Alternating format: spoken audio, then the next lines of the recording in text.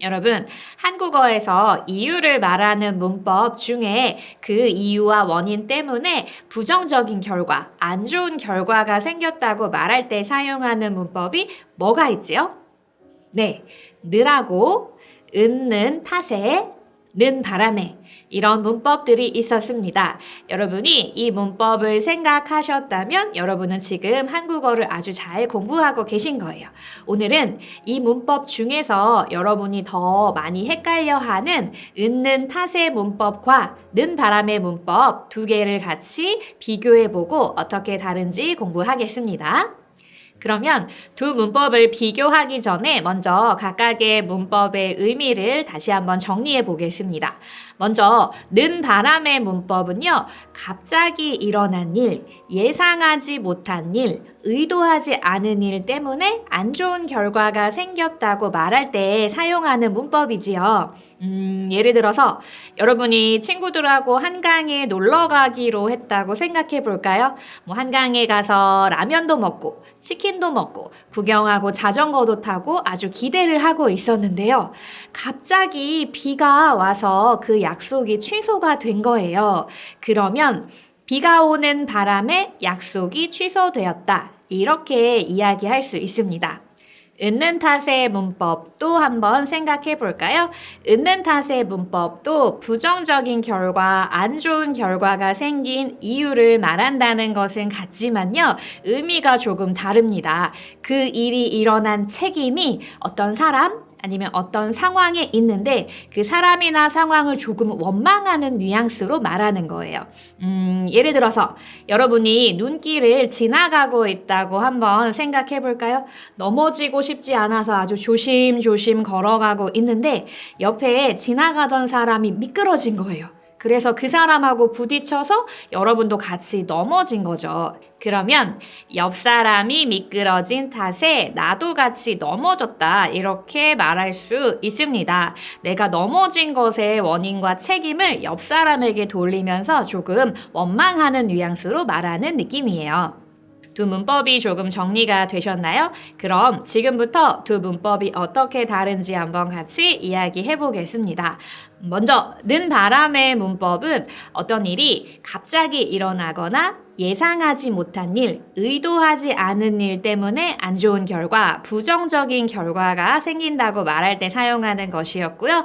은는 탓의 문법은 그 일이 일어난 책임, 그 책임이 어떤 사람이나 상황에 있는데 그 사람이나 상황을 원망하면서 사용하는 표현이었어요.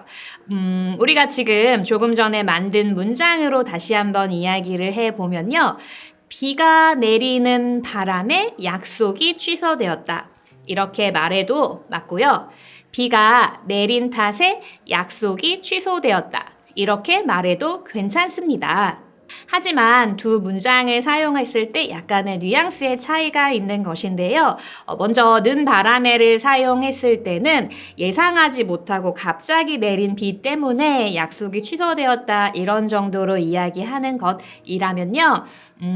은는 탓의 문법을 사용해서 비가 온 탓에 약속이 취소되었다 이렇게 말하면 비가 온 그 상황이 약속이 취소된 원인과 책임이 있다라고 말하면서 그 상황을 조금 원망하는 뉘앙스로 말하고 있는 거예요.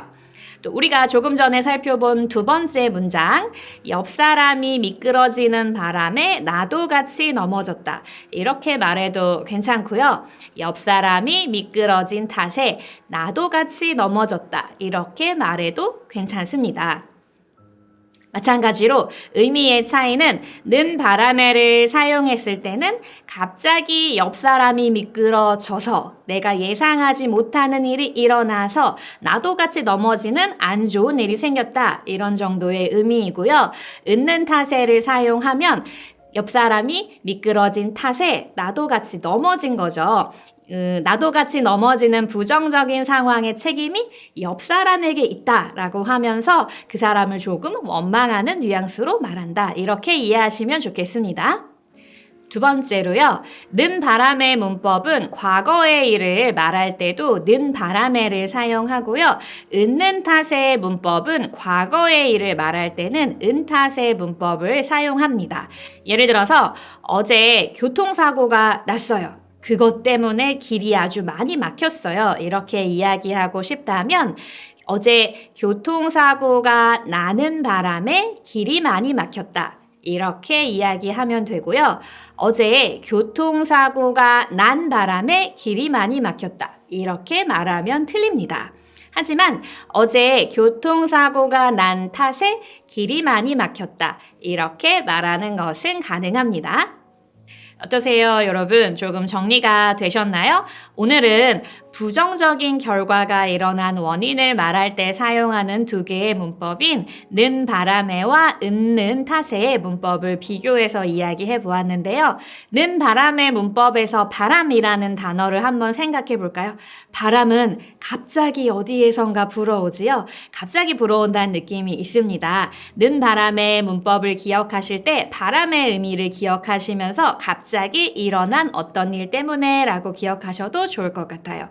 은는 탓의 문법에 나오는 탓이라는 단어는 누군가를 원망하거나 핑계를 댈 때 사용하는 말이에요. 이 의미를 기억하면서 은는 탓의 문법을 기억하시는 것도 좋을 것 같습니다. 여러분, 최근에 여러분 속상하거나 실망한 일이 있었나요? 저는 제주도에 갈 계획이 있었는데 갑자기 폭설이 내려서 여행이 취소되는 일이 있었습니다.